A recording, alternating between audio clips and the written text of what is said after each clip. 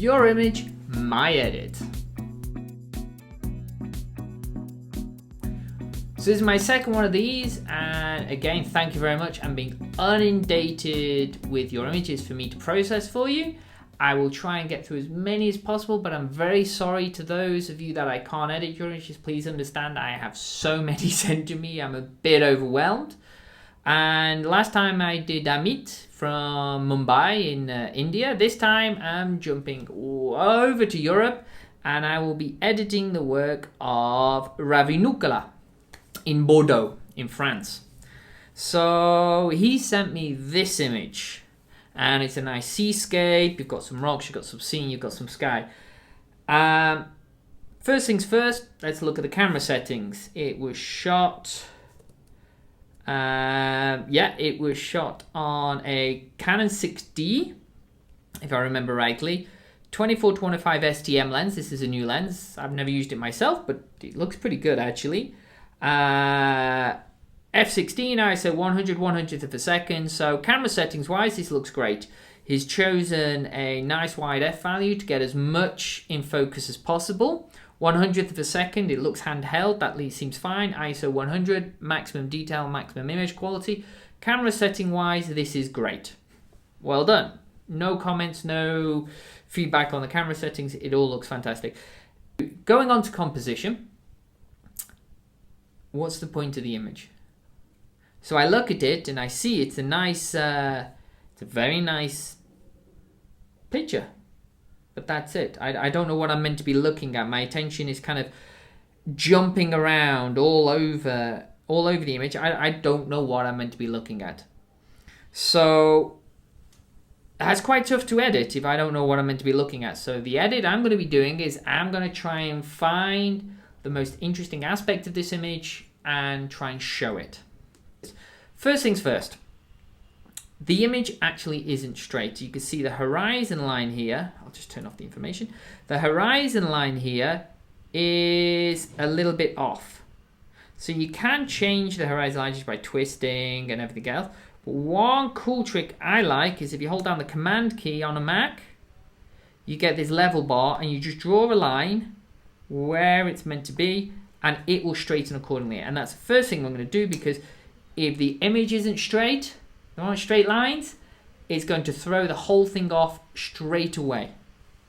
So now the image is straight and I've got it, and now I'm going to look into a bit more detail. So you've got the rocks at the bottom, you've got the sea, you've got the sky.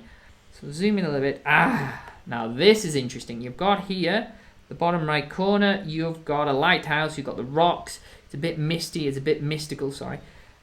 I like that. That's interesting. That just zoomed in is an interesting image.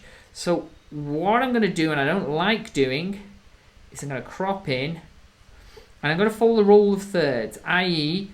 have a third of the image being the water and 2/3 sky, or you can always do the opposite, which is a third of the image being the sky and 2/3 being the water.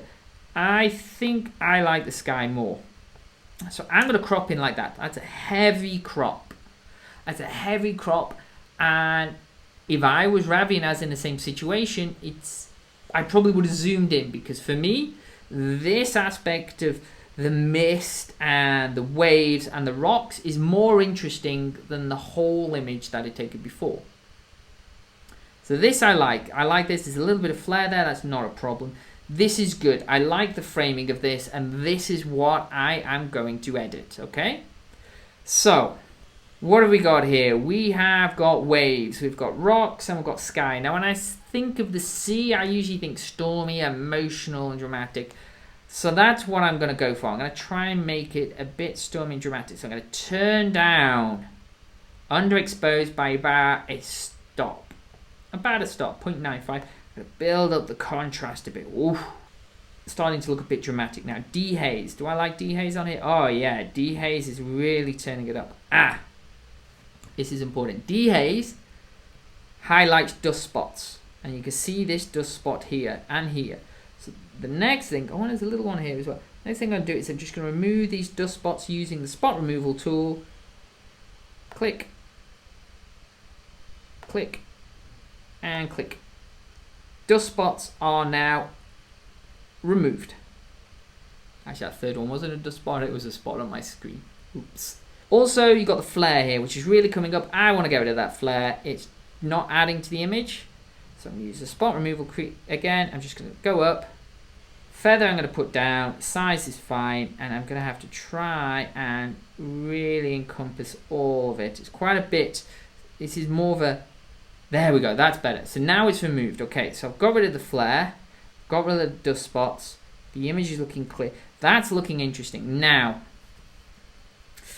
what can I do next? You got the sun coming in from the left, and I quite like that. I think the image is a bit blue, so I'm just going to warm it up a bit too much. Going to warm it up a little bit there. Don't know whether I've done much there, but basically this is feeling a bit more dramatic. Now, one thing you can do, and I do occasionally, turn it off. No, you can use this gradient tool, and I'm using this gradient tool, and I've not set anything. And I'm just going to bring that down. And this allows you to, make it bright, so I can blank it out, or I can really make it dark. I'm not going to do much with exposure. I'm quite happy with exposure, but what I'm going to do is bunk up the contrast. The highlights I'm going to bring down, so you get a bit more structure in the sky. Shadows are fine, white's fine. I don't want too much. And blacks are fine. Clarity. Now, if you do clarity, suddenly, you see that if you chuck it up all the way, it gets very, very dramatic. I want a bit more clarity. Dehaze. Nope. Don't want to touch the dehaze here. And I will leave it at that. Done. Another gradient I want to do here, it's because the light's coming in from the top left of the image. I want to highlight that. So what I'm going to do is I've dragged it across that way. I'm going to raise that up a little bit. I'm going to make it a little bit warmer from the left, dragging it down from the left. Yeah, I like that. The sun's coming out. This fits as a little bit of flare there, but that I don't have a problem with. And there. That I think is a more interesting image than the original one. Here's the original one. That's my edit of it. I like it because it draws my eye to this area, which has got the rocks and the waves and the storm. This big dark cloud is looming, but you've still got the light in the top left. The sun's trying to fight off. That I find a lot more interesting, a lot more compelling image than the first one. Yes, that's what I'm going to go with. I hope that's useful to you, Ravi, and I hope that's useful for everybody else. And I will try and do another one of these as soon as possible. Take care.